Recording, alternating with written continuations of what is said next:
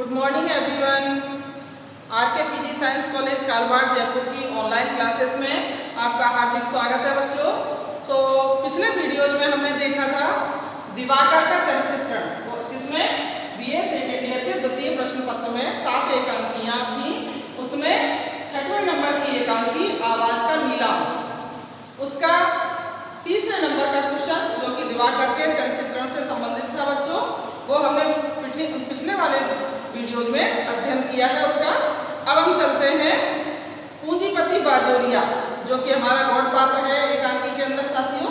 तो उस बाजोरिया के चरित्र के बारे में हम जानना चाहते हैं, अध्ययन करना चाहते हैं।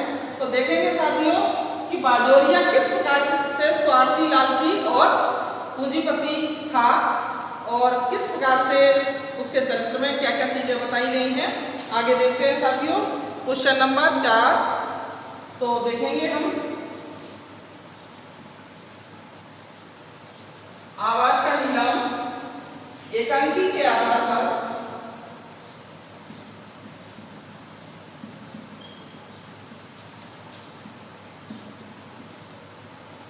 सेठ बाजोरिया की चारित्रिक विशेषताओं पर प्रकाश डालिए।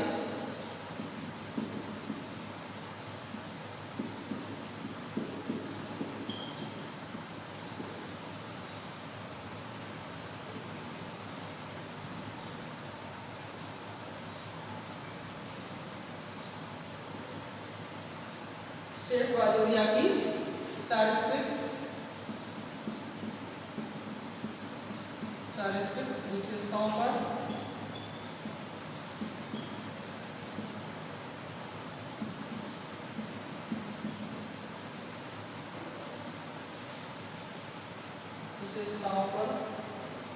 प्रकाश डालेंगे।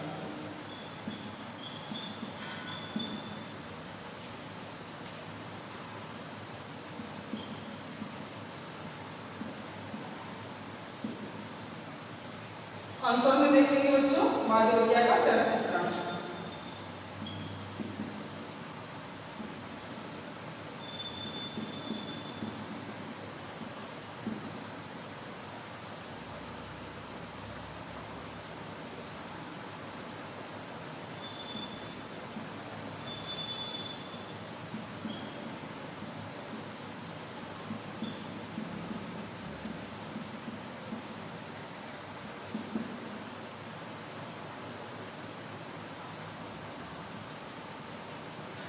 बाजोरिया के चलचित्र में साथियों देखेंगे पॉइंट नंबर 1,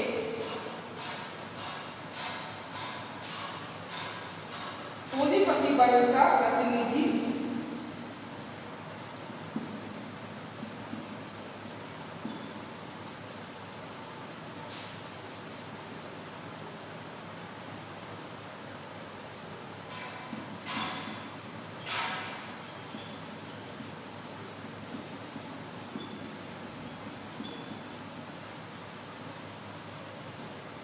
पूंजीपति वर्ग का प्रतिनिधि।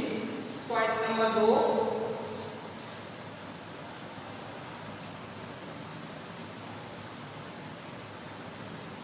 स्वार्थी।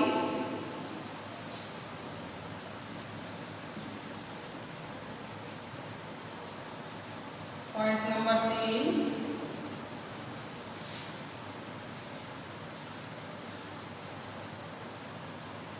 स्वाभिमान का ध्यान न रखने वाला।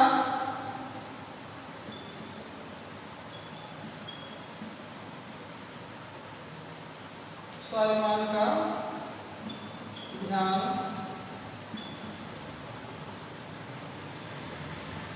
न रखने वाला।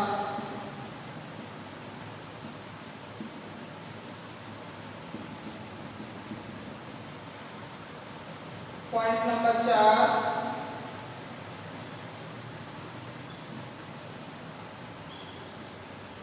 मीठा बोलने वाला।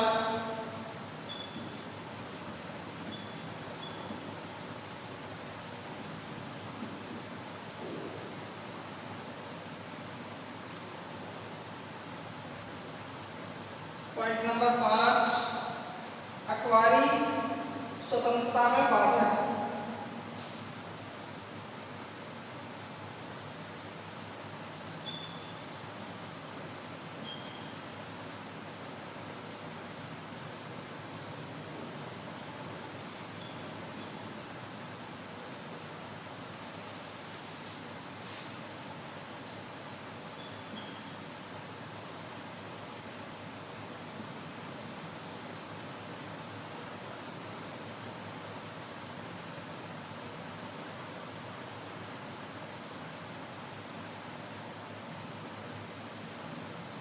हमारी स्वतंत्रता में बाधक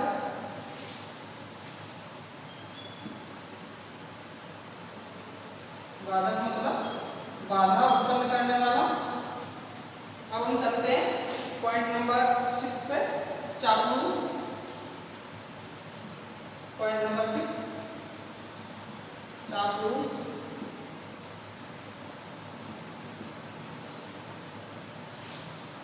पॉइंट नंबर 7, अवसरवादी।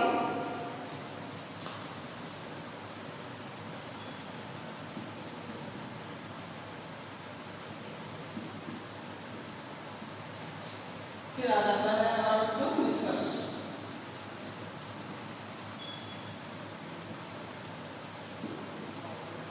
अब हम देखेंगे साथियों कि बाजोरिया और दिवाकर इन दोनों के ही चरित्र में ये चीज दिखाई गई है बच्चों कि दिवाकर जितना ही सच्चा और ईमानदार माना जाता है, बाजोरिया उतना ही स्वार्थी और लालची अभिमानी माना जाता है। तो आगे हम बात करते हैं। सबसे पहले बाजोरिया के चरित्र पर चर्चा कर लेते हैं थोड़ा सा, फिर आगे बढ़ते हैं। दिवाकर के अलावा सेठ बाजोरिया ही आवाज का नीलाम एकांकी का एक महत्वपूर्ण पात्र है साथियों। पत्रकारिता की दृष्टि से दिवाकर के चरित्र में जितनी ही विशेषताएं हैं, बाजोरिया के चरित्र में उतनी ही कमियां दिखाई गई हैं साथियों। तो प्रस्तुत एकांकी में, जो कि आवाज का नीलाम एकांकी है, उसमें उसके चरित्र की जो विशेषताएं तथा कमियां व्यक्त हुई हैं, उन्हें हम पॉइंटों के आधार पर स्पष्ट करेंगे। तो देखेंगे पहला पॉइंट, पूंजीपति वर्ग का प्रतिनिधि। तो बच्चों, बाजोरिया पूंजीपति है, पैसे वाला है, धनवान है। वह धन के बल पर 5-5 अखबार निकालता है।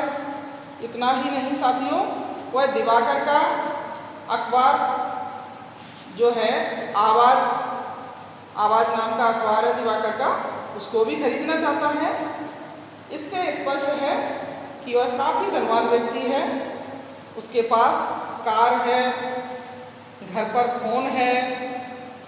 वह मनमाने संपादकीय लिखवाने के लिए संपादकों को ऊंचा वेतन दिया करता है। वह रंग बिरंगे विशेषांक निकालने में आर्थिक कठिनाई महसूस नहीं करता है। अंग्रेजों के शासनकाल में वह ठेके लिया करता था साथियों। गृह मंत्री जैसे बड़े बड़े आदमियों को भी वह धन के आधार पर अपना घनिष्ठ बना लेता था। तो साथियों, अब आप समझ गए होंगे कि वो किस प्रकार से पूंजीपति वर्ग का प्रतिनिधि था। ये पैसे के बल पर, पैसे के दम पर किसी भी बड़े व्यक्ति को अपने अधीन कर लेता था और अपने जैसा ही उसको बना लेता था। तो हम बात करते हैं आगे, स्वार्थी। कैसे ये स्वार्थी था? पॉइंट नंबर 2, इसके स्वार्थ होने पर हम चर्चा करेंगे। तो बच्चों, सेठ बाजोरिया बेहद स्वार्थी प्रवृत्ति का है। अंग्रेजों के शासनकाल में वह मिलिट्री के ठेके लेने के स्वार्थ से कांग्रेसियों के लिए गुंडे शब्द का प्रयोग किया करता था। देखा आपने? और जब कांग्रेस का शासन आ गया तो वह कांग्रेसी नेताओं को अपना मित्र बनाने लगा। अब आप समझ गए होंगे कि वो स्वार्थी किस प्रकार से था। उसे तो पैसा चाहिए।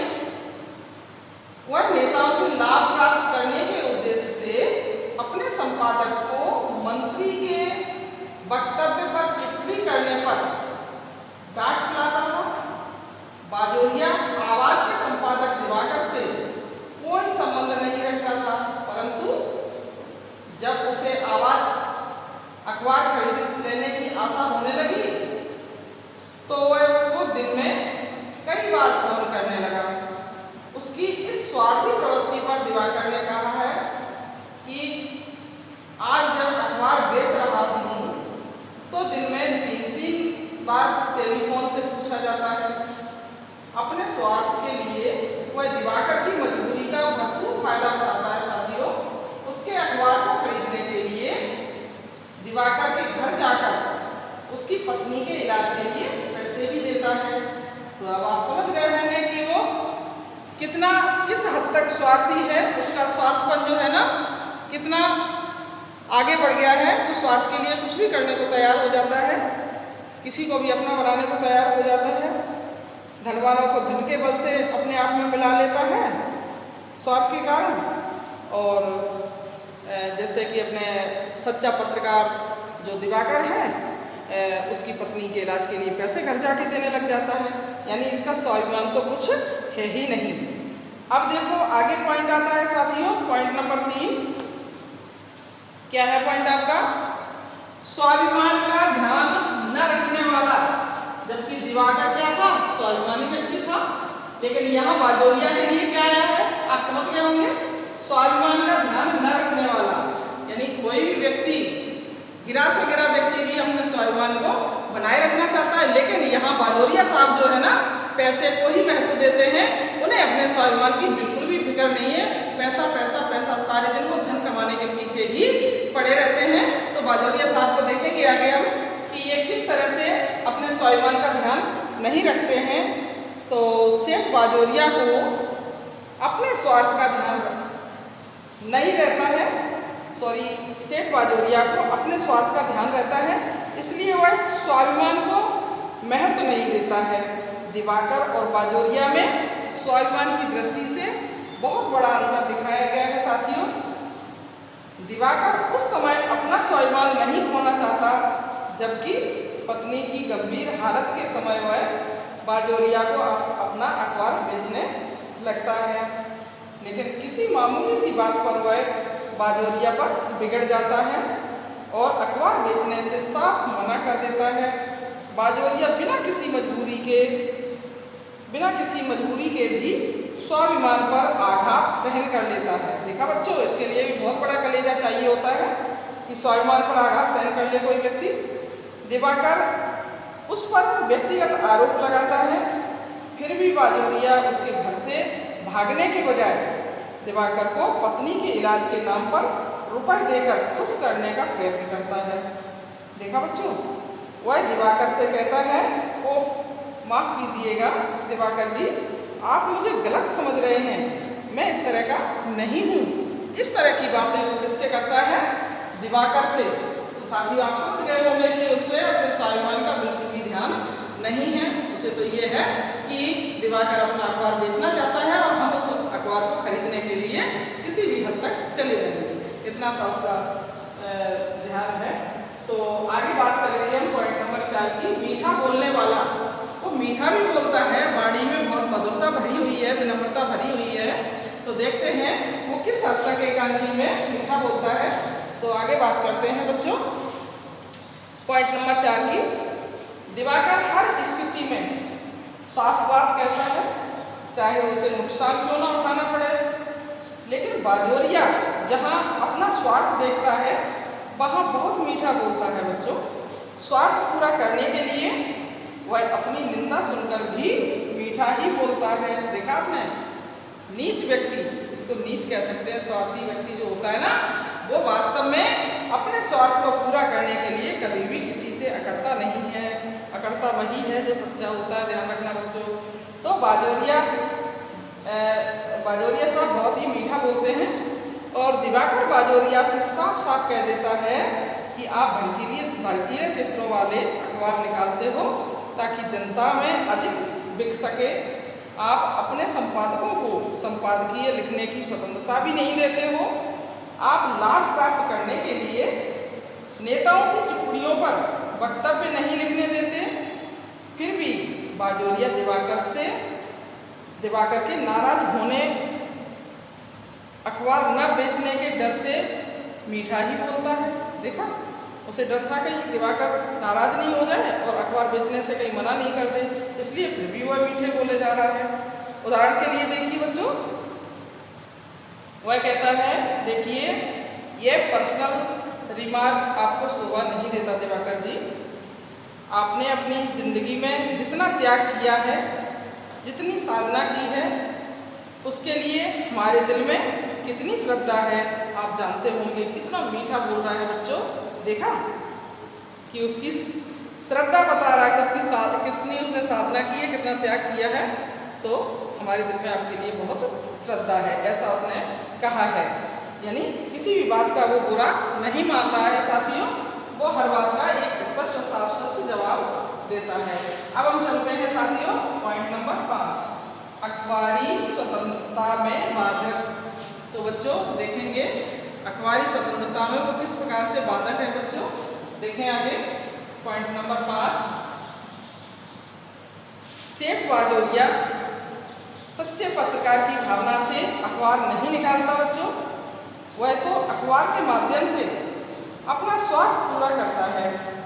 वह अपने अखबार के सॉफ्ट कवर वाले रंग बिरंगे विशेषांक आदि इसलिए निकालता है ताकि उनकी चमक दमक देखकर अधिक से अधिक लोग उन्हें खरीदें। वह जनता की आवाज़ को व्यक्त करने की चिंता नहीं करता। वह अपने स्वार्थ की वजह से मंत्रियों की गलतियों के बारे में भी अपने संपादकों को टिप्पणी नहीं करने देता है। तो आप समझ गए होंगे कि वो अखबारी स्वतंत्रता में किस प्रकार बाधक बनता था साथियों। तो अब हम बात करेंगे आगे चापलूस, पॉइंट नंबर 6, किस प्रकार वो चापलूस था। तो आगे बात करेंगे उसकी चापलूसी की, किसकी, सेठ बाजोरिया की। सेठ बाजोरिया स्वार्थी प्रवृत्ति का होने के कारण जरूरत पड़ने पर चापलूसी भी कर लेता है। कैसे, पहले वह अंग्रेजों की चापलूसी करके मिलिट्री के ठेके ले लेता है और अब कांग्रेसी नेताओं की चापलूसी करता है। आवाज़ अखबार खरीदने के उद्देश्य से दिवाकर की प्रशंसा करके चापलूसी करने लगता है। देखा आपने, जहाँ मतलब सिद्ध होता है बाजोरिया साहब वहीं चापलूसी करना शुरू कर देते हैं। वह कहता है आपने अपनी जिंदगी में जितना त्याग किया है, जितनी साधना की है, उसके लिए हमारे दिल में कितनी श्रद्धा है, यह आप समझ भी नहीं सकते हैं। देखा कितनी बड़ी बात कह दी बाजोरिया साहब ने। अखबार खरीदने से पहले सेठ बाजोरिया को जैसे दिवाकर के त्याग और उसकी साधना की कोई जानकारी नहीं थी। यह सब जानकारी, यह सब श्रद्धा अखबार खरीदने के दिन से ही उसमें कैसे उत्पन्न हो गई साथियों, यह उसके चापलूसी स्वभाव का ही परिचायक है। तो अब आप समझ गए होंगे कि सेठ बाजोरिया किस प्रकार चापलूसी की बातें करता है और अपना स्वार्थ सिद्ध करने के लिए बच्चों। तो अब हम चलते हैं पॉइंट नंबर 7, अवसरवादी। तो अवसरवादी किस प्रकार है देखेंगे हम इस एकांकी में। तो सेठ बाजोरिया जो है ना अवसरवादी है, वो किस अवसर का कैसे प्रयोग करता है देखते हैं। दिवाकर बड़ी से बड़ी परेशानी में भी अपनी स्पष्टवादिता जैसी आदत को नहीं छोड़ पाता है। यानी साफ सच कहना उसको जो भी कहना है दिवाकर को वो कहता ही है। वो अपने साफ सच स्पष्ट वक्ता जो है कौन, दिवाकर, वो अपनी स्पष्टवादिता नहीं छोड़ पाता है। जबकि बाजोरिया मौका देखकर अपने व्यवहार में परिवर्तन कर लिया करता है। वह एक बार जिनमें बुराई बताता है, दूसरी बार उसी की तारीफ भी कर देने में नहीं शर्माता है साथियों। पहले वह अंग्रेजों के गुण गाता था और कांग्रेसियों को गुंडे बताता था, परंतु ज्यों ही कांग्रेस का शासन आया तो वह कांग्रेस मंत्रियों को अपना मित्र बताने लगा। देखा आपने इस तरह वो अवसरवादी है, यानी हर अवसर का वो लाभ उठाता है। तभी तो दिवाकर ने उससे कहा साथियों, ओहो आज गृह मंत्री आपके मित्र हैं, लेकिन सन 42 में गृह मंत्री आपके मित्र नहीं थे। आपके अखबार अंग्रेज सरकार का विज्ञापन छाप रहे थे कि कांग्रेस वाले गुंडे हैं। वह दिवाकर से कोई संपर्क नहीं रखता था, परंतु जब दिवाकर से अखबार खरीदने का काम पड़ा तो उसके प्रति अपनी श्रद्धा भी व्यक्त करने लगा। दिवाकर द्वारा उसे जलील किए जाने पर भी साथियों बाजोरिया दिवाकर की मजबूरी देखकर कि उसे अपनी पत्नी के इलाज के लिए रुपयों की सख्त जरूरत है, वह अवसर का लाभ उठाने के लिए बनावटीपन से दिवाकर की प्रशंसा करता है। देख लिया आपने, उसे बस अखबार चाहिए और कोई मतलब नहीं है झूठी साची बात करके उसे उससे तो बस उसकी पत्नी, उसने समझ लिया है ये मजबूर है, इसके पास पैसा नहीं है और पत्नी का इलाज कराना बहुत ज़रूरी है, तो उसी मजबूरी का साथियों फायदा उठाता है। तो बच्चों देखा जाए तो कोई भी व्यक्ति अगर किसी की मजबूरी का फायदा उठा के इस तरह की हरकतें करता है तो ईश्वर उसे कभी भी माफ नहीं करता। हमेशा अगर किसी की मदद तुम्हें करनी है तो करो, नहीं करनी है तो मत करो, लेकिन किसी की भी मजबूरी का फायदा कभी भी मत उठाओ। तो यहाँ बाजोरिया साहब का जो अवसरवादी चरित्र है वो उभर कर सामने आ रहा है साथियों। तो इलाज के पत्नी के इलाज के लिए दिवाकर को बहुत रुपयों की सख्त जरूरत थी। वह अवसर का लाभ उठाने के लिए बनावटीपन से दिवाकर की प्रशंसा करता है साथियों। इस प्रकार बाजोरिया मौका देखकर व्यवहार करने वाला व्यक्ति बताया गया है। तो अब आप समझ गए होंगे कि बाजोरिया जो है ना कितना अवसरवादी है और कितना चापलूस और स्वार्थी है। तो आपने पॉइंटों के माध्यम से समझ लिया होगा एक अंकी में कि बाजोरिया का और दिवाकर का, दिवाकर जो कि मुख्य पात्र है एक अंकी का और बाजोरिया गौड़ पात्र है। तो इन दोनों के चरित्र में कितना बड़ा अंतर है साथियों, बिल्कुल डिफरेंट। दिवाकर सच्चा पत्रकार है, ये स्वार्थी है, लालची है। तो बिल्कुल दिवाकर में टोटल अच्छाइयाँ बताई गई हैं उसके चरित्र के गुणों में और बाजोरिया के टोटल बुराइयाँ बताई गई हैं। तो आप समझ गए होंगे बाजोरिया किस तरह से, और देखा जाए तो हमारे लेखक ने इन दोनों के चरित्रांकन का जो कॉम्बिनेशन दिया है बहुत ही शानदार दिया है बच्चों। एकांकी बहुत इंटरेस्टिंग है, श्रेष्ठ एकांकी है जो कि स्वाधीन पत्रकारिता पर पूंजीवादियों के हावी होने का इसमें वर्णन किया। तो हावी कौन हो रहा है? बाजोरिया, क्योंकि वो स्वार्थी है, लालची है, पूंजीपति है और सभी पूंजीपतियों को अपने फेवर में कर लेता है पैसे के दम पर। तो आप समझ गए होंगे कि बाजोरिया किस प्रकार से लालची, स्वार्थी और अवसरवादी है। आगे हम बात करते हैं बच्चों निष्कर्ष की। एकांकीकार ने यानी हमारे लेखक ने बाजोरिया के चरित्र की अनेक विशेषताएं बताई हैं साथियों। बाजोरिया धनवान, स्वार्थी, चापलूस, अवसरवादी, मीठा बोलने वाला ऐसा व्यक्ति है जो पत्रकारिता को सच्चाई प्रकाशित करने के उद्देश्य से नहीं, जनता की सेवा करने के उद्देश्य से भी नहीं, अपितु अपनी स्वार्थ सिद्धि के लिए अपनाए हुए है। देखा आपने, ना तो वो पत्रकारिता को सच्चाई प्रकाशित करने के उद्देश्य से चला रहा है, न जनता की सेवा करने के लिए, लेकिन वो सिर्फ अपना स्वार्थ सिद्ध करने के लिए उस चीज़ को अपनाए हुए हैं। लेखक ने बाजोरिया के चरित्र द्वारा स्पष्ट किया है साथियों कि धनवान लोगों के कारण पत्रकारिता जैसा पवित्र कार्य कलंकित हो रहा है। दिवाकर जैसे सच्चे पत्रकार जहां जनता की आवाज़ बुलंद करने के लिए अखबार निकालने की साधना करते हुए अपना सब कुछ बर्बाद कर देते हैं, वहीं बाजोरिया जैसे पूंजीपति जनता की आवाज़ को दबाकर स्वार्थवश मनमाने संपादकीय लिखवाया करते हैं। बाजोरिया जैसे व्यक्ति साथियों सच्ची पत्रकारिता के विकास में बाधा पहुंचा रहे हैं।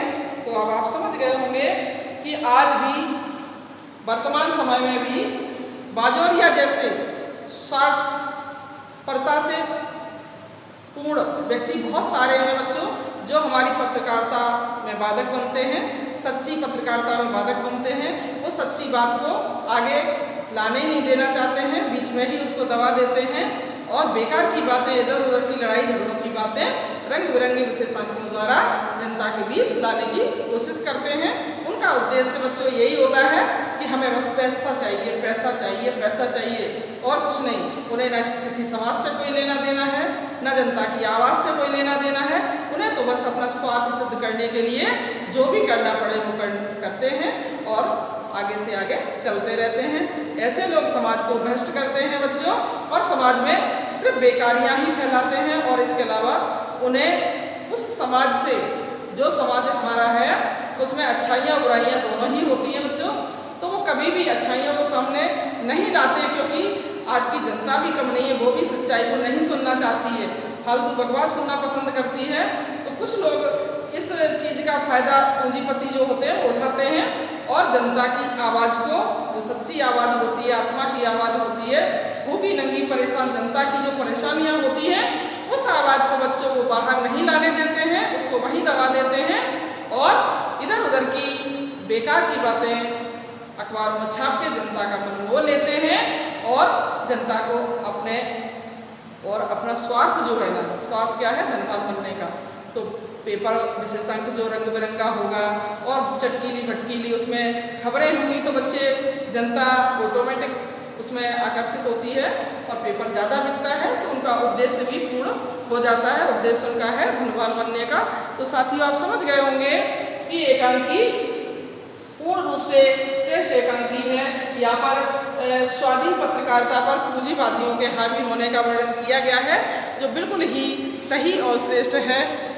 यहीं पर कुछ प्रश्न का एंड होता है साथियों, तो आगे चलते हैं।